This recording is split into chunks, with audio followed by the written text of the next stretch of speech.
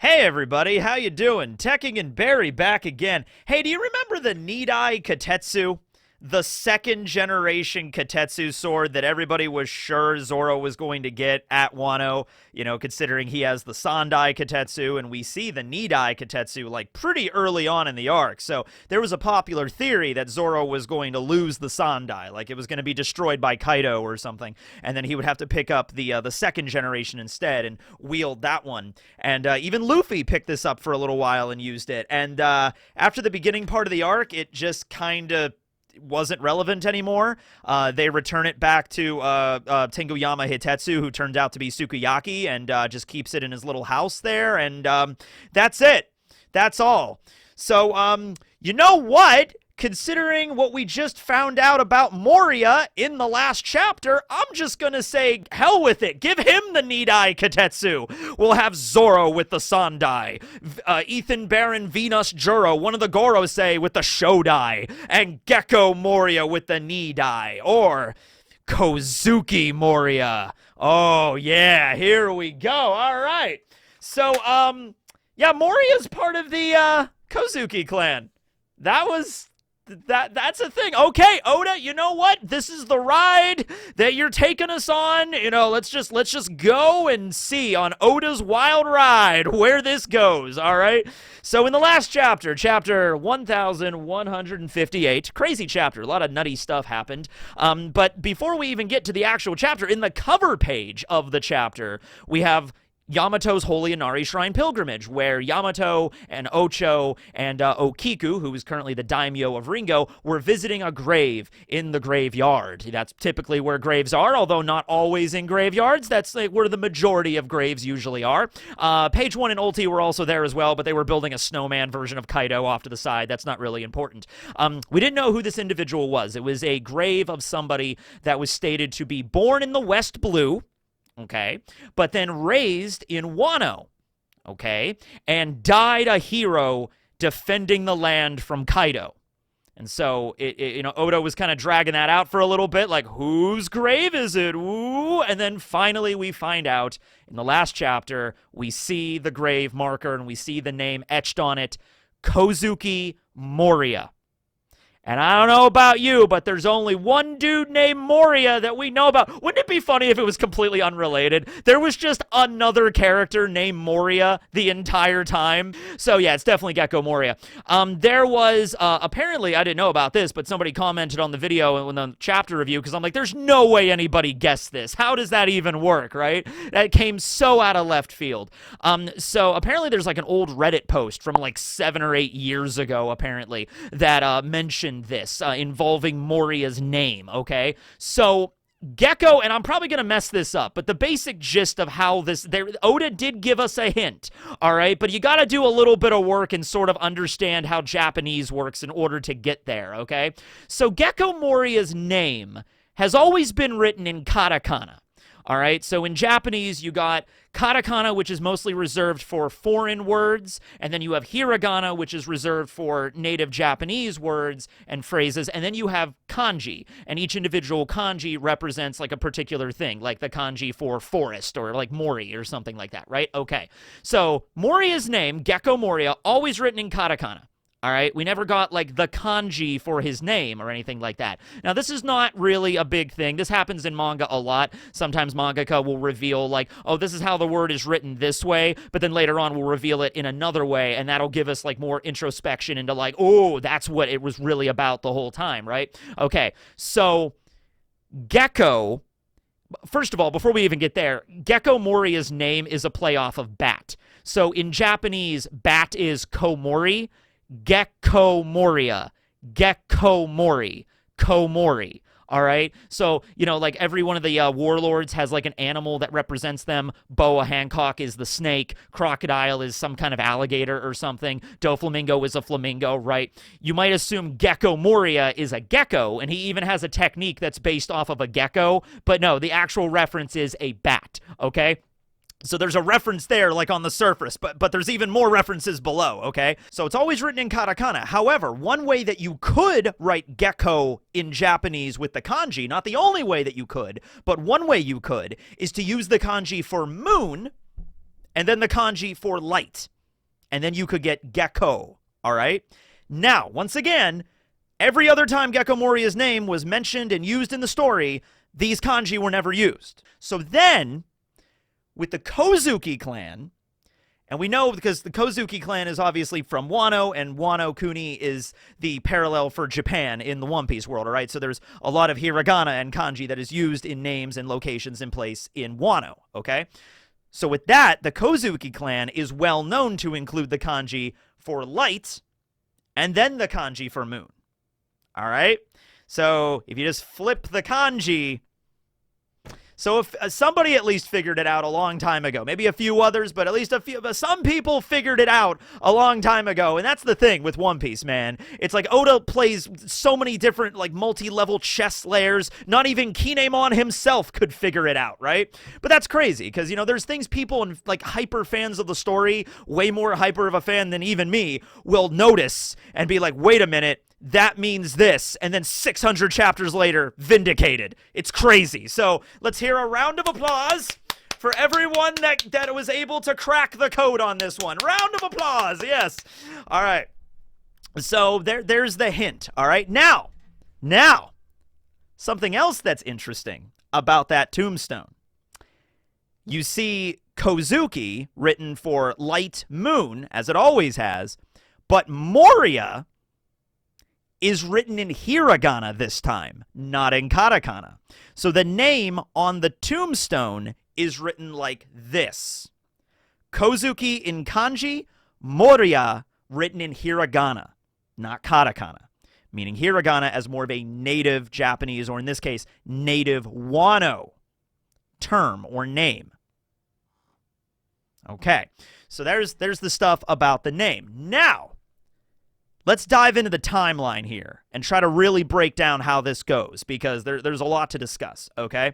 So, Moria is 50 years old, all right? He's kind of having a little bit of a midlife crisis right now. He is the oldest of the warlords, I think, period. I guess we don't know how old Hanafuda was, so Hanafuda might have been a little bit older. But, yeah, Crocodile's in his mid-40s. Boa's, like, 31. Mihawk is in his 40s. You know, Law's obviously in his 20s. Blackbeard was 40. I don't think there's anybody older than Moria. I might be wrong on this, but from all the warlords we know so far, Weevil's 35. Buggy is also, he's 39. He's the same age as Shanks. So, yeah, I think Moria is definitively the oldest warlord, unless we learn about another one, right? So 50 years ago, he was born, and it was stated in the Vivre cards and all the information, he was born in the West Blue. Coincidentally, Thriller Bark, also from the West Blue. Coincidentally, God Valley, also from the West Blue. Coincidentally, O'Hara, also from the West Blue. Coincidentally, Beiji, also from the West Blue. Coincidentally, Don Marlin, also from the West Blue. Coincidentally, High West, the place that you can climb the mountain to get to the Sky Islands, that might be in the West Blue. Okay, we might be going a little bit off on a tangent here, but the point is West Blue, all right? So Oda doesn't try to retcon that. He doesn't try to change it or anything like that. Maybe he's like, oh yeah, that's right, Moria is from the West. Okay, you know what? He was born in the West, but he was raised in Wano. Okay, whatever. So the question here, when did Moria leave the West and arrive in Wano? And actually, the question before even that, who the hell are Moria's parents? Right? So was this a name he was given at birth? Was his name upon being born Kozuki Moria? Because if that's the way it is, and he wasn't like adopted later, or that was a name or an honorific they gave him, because he is labeled as the Pirate of Justice. The Pirate of Justice that came to Wano to defend the land and slay Kaido. He failed. And the people of Wano assumed he died because they have a freaking grave for him. You know, he was able to survive. His crew was all massacred. Oh, maybe his crew is buried there. Oh, that's, yeah, obviously Moria made it out, but like maybe the remains of his crew are all buried at that shrine. Oh, that's dark, and we all know Moria actually did care about his crew. He genuinely was like really traumatized by their deaths. He probably was there bleeding out, but still alive, watching Kaido and his crew like massacre all of his friends one by one, right? So that's probably where they buried their bodies. At any rate, we still don't know how Moria escaped, but he did somehow. Also stole Ryuma's corpse and Shusui at some point there. I don't think the people of Wano know about that. They don't know that whoever stole the grave because they thought Zoro did it. So that's a mystery that they just assumed happened at the same time, right? So who are Moria's parents? And more importantly, why are they living in the West Blue? Well, to understand that, we got to wind the timeline back a little ways. All right, so 59 years ago is when Kozuki Oden was born. Let's just use that as a baseline. Also, the year Kaido was born. Oden and Kaido were the same age. I don't know if that was intentional by Oda, but an interesting little fun fact. 55 years ago is when Kozaburo Shimosuke fled Wano illegally with a bunch of people that wanted to get out and travel to the East Blue. All right? Okay. Now, 52 years ago is when Shimosuke Village was founded. So you notice there's a 3-year gap there from when Kozaburo leaves Wano with his group, which also included Fuyuki, his sister, who is Zoro's grandmother. All right? And Kozaburo himself is Kuina's grandfather. All right? But 3 years where they left Wano, and then in the East Blue, Shimosuke Village was founded. After Shimosuke was founded, Kozaburo stayed there, eventually met somebody, they gave birth to Koshiro, and then Koshiro met somebody, and then that's Kuina's parents, okay? Some other people chose not to stay on Shimosuke Village, and they went to other parts of the East Blue, most likely Tashigi's parents or grandparents. That's kind of how that went, right? But 3 years. And traveling from Wano to the east is no easy feat. It's actually fairly difficult. You got to travel the red line at one point. But Wano to the West Blue, that's comparatively way easier. All right, now it's still risky. You still got to travel through the New World a bit. Then you got to go through the Calm Belt, which is also dangerous. But hey, these are badass samurai from Wano. I'm sure they could slice up a Sea King or two. They could get through the Calm Belt, no problem. Making it to the West Blue, probably fairly easy. What if Kozaburo left Wano because they just wanted to, hey, do you want to leave this place and travel the world and see what's really out there? And he got a group together, and they left, and they made it to the West Blue. And then along the way, some people were like, you know what, Kozaburo, we're just going to stay here.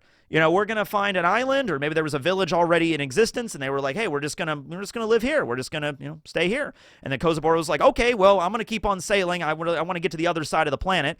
Maybe they were afraid that, the people of Wano were going to come after them because they were breaking the law or something like that. So they wanted to get as far away as possible, and the East Blue is literally on the opposite side of the world. So, maybe that. So maybe those were Moria's parents. This was long before the Kozuki clan was wiped out by Orochi. Orochi himself was, only like a child when all this stuff was happening. So the Kozukis were numerous in Wano at this point.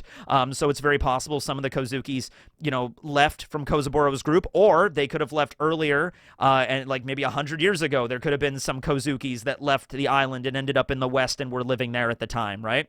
At any rate, they chose to stay there, and they could have been Moria's parents. And then like a couple of years later, 50 years ago, Moria was born. Moria, given the fact he's a bit of an onion demon man, maybe his parents weren't from Wano at all. And maybe he just ended up in Wano by happen chance and went back to save it. And maybe he wasn't even trying to save it. Maybe he was just trying to kill Kaido to take over Wano himself, because there was a lot of strong corpses there, and he ended up getting away with Ryuma's corpse anyway. Maybe he gave zero shits about Wano. It kind of fits with Moria. Well, I don't know. It sort of does and it sort of doesn't. Maybe Moria was like, oh, I'm going to go to Wano to save my homeland, or it's like, oh, Kaido is attacking my homeland. This is my opportunity to kill Kaido and take his corpse and turn him into a zombie, because Moria did have his Kage no Mi at this point. We see it in the flashback when he was fighting Kaido. He was using the brick bats and everything like that. So maybe, and then he was given that title later posthumously, maybe. Like, oh, this is Kozuki Moria, the savior of our land, or the man that tried to save our land, right? So it's possible there as well, okay? So the next question is, he was born in the West. When did he end up in Wano? It says he was raised in Wano, so I assume he spent quite a few of his formative years there. I don't think he was just like he spent like 1 year in Wano or something like that. So he had to end up there when he was like a child, or maybe his teenage years there, and he trained and he learned to use the sword. He does use a sword like a katana when he was fighting against Kaido. So maybe that's where he first learned. He kind of doesn't use one later on in life. He just makes his zombies fight for him, or his own shadow fight for him mostly. It kind of gives you the idea that Moria's dream has been a has sufficiently crushed, and he is a different person and much more lazy and slovenly than he used to be. So the original 7 warlords, you could definitely make a case that they each represent one of the 7 deadly sins, like Crocodile representing maybe pride or greed. Maybe Mihawk is more for pride, Crocodile is greed, Doflamingo could be wrath, Boa is lust, definitely Moria would be sloth, okay, so that's the way he is there, but he does use a sword at one point, so maybe he's trained there and he used a sword. Now, at what point did he leave Wano? Because we know he was present at Logtown during Goldie Roger's execution. And then 23 years ago, so 1 year following the execution, is when he returned to Wano to fight Kaido.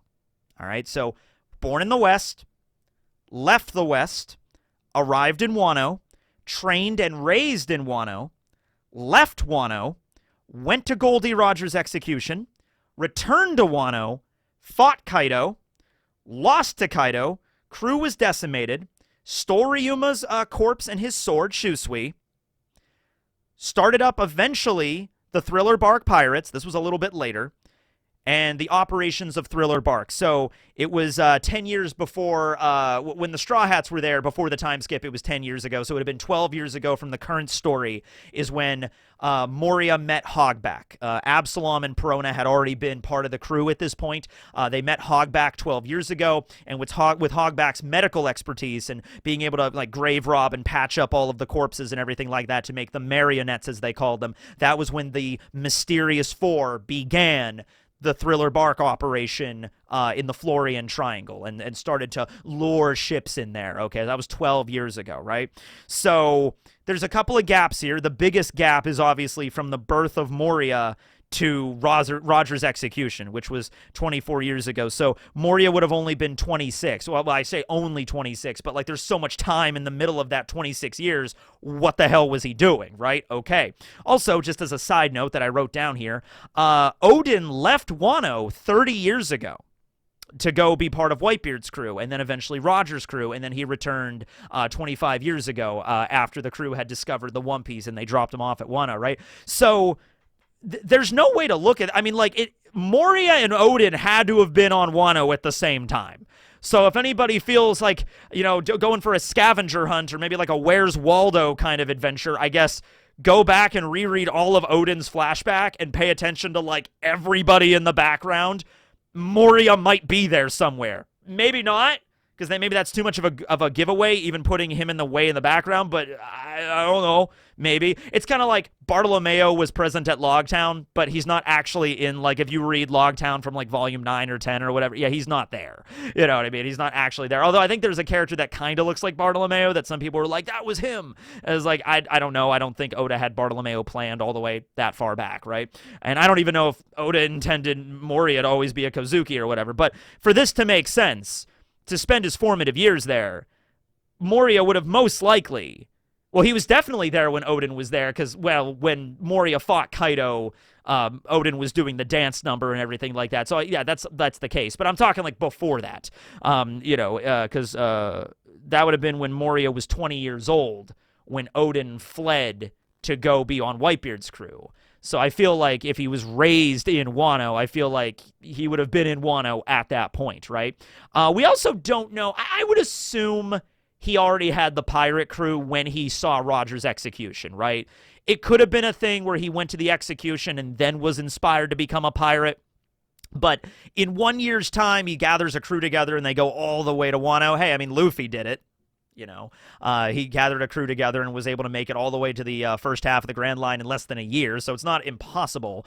But it's probably more than likely after Moria left Wano after training there, he wanted to be a pirate. Maybe that's the reason he left. Then gathered a crew together, then saw Roger's execution, then was like, I'm going after the One Piece, Kishi, and he hit the gym. He had abs back then, ladies and gentlemen, right? And then he went and fought Kaido with his crew, made it all the way to the New World there, and then unfortunately he didn't make it. I don't know. I have to be careful when I say unfortunately, because, like, let's assume Moria killed Kaido right then and there, and also maybe killed Orochi along the way. Actually, wait a minute. Well, he would have had connections to Wano, But Moria, I don't know, like, if he kills Kaido and then Orochi's like, I am Lord Orochi! Oh no, you killed Kaido! Okay, hold on, Mr. Scary Blue Man! And then, Moria's just like, I'm gonna kill you now too! Wait a minute, we can make a deal. What deal? And then Moria becomes the new Kaido. It's like, if you protect me from Kozuki Oden, I will, I don't know, give you whatever you want, I assume. I don't know. It really depends on Moria's opinion on the people of Wano. Did he give a shit about them, or did he not care? I don't know. Going by how Moria reacted to his former crew, I'm going to say he actually cared. I'm going to say he actually gave a shit. And for right now, I'll say he returned to Wano to save his homeland and also maybe grave rob a couple of corpses. Whatever. Maybe he kills Kaido and it's like, oh my god, the pirate of justice, Kozuki Moria, has returned. He's like, yep, I took care of Kaido for you. Great. If there's anything we could do to, repay you. Oh, just give me the corpse of Ryuma. Oh, you mean the corpse of our national hero? Yeah. Oh, I'm going to need his sword, too. Oh, the legendary Shusui. The Owazamono Black Blade that Ryuma used to slay a dragon. Yeah. I saved your whole island from Kaido, right? Well, yeah. Cool. Give me his corpse and give me his sword. Well, why do you even want his corpse? Never you mind why I want his corpse. I saved your ass. You owe me a favor. I'm like, all right, I guess. You can have it. It's kind of a dick thing to do, but like, all right. I was like, yeah, so I don't know how this would have went if Moria would have won. That seems like a good what-if scenario. I've kind of already played that out in my head. That's the scenario of how it would have went down. So where's Moria at right now? Okay, so he was imprisoned at Hachinosu. He went to Hachinosu to rescue Absalom. You know what? Actually, the more I think about this, Moria does give a shit about the people under his care. He gave a shit about Perona. Perona viewed Moria as like her adoptive father, okay? And Moria viewed Perona as essentially his daughter, okay? So they cared about one another. Perona went to go save him. He cared enough about Absalom to go rescue him from the bowels of Hachinosu, a place he knew was swarming with pirates, and Blackbeard, one of the Yonko, fucking controlled, but he was like, no, I'm gonna find my friend. And Hogback, we don't know what happened to him. Honestly, it's probably okay if he just never comes back into the story. So he does care about the people that are under his charge. And Perona breaks in later, using her powers of the Horo Horo no Mi. She enlists Kobe's help and frees Kobe, and then says, hey, I'll let you out, but you gotta go help me save my dad, basically. You gotta go help me save Moria. And so Kobe is a little bit torn by this, because he's a Marine and everything, and Moria's a pirate, and the warlords, he's not a warlord anymore. He's like, I don't know about this. But Kobe also is like, all right, you're freeing me, so I will help you out. Now, this is a thing where Oda just skips over this whole scene, because Perona goes to let Kobe out of the cell, and then immediately we cut to Kobe running around Hachinosu with all of the other freed prisoners and slaves. So, no more mention of Perona, no more mention of Moria.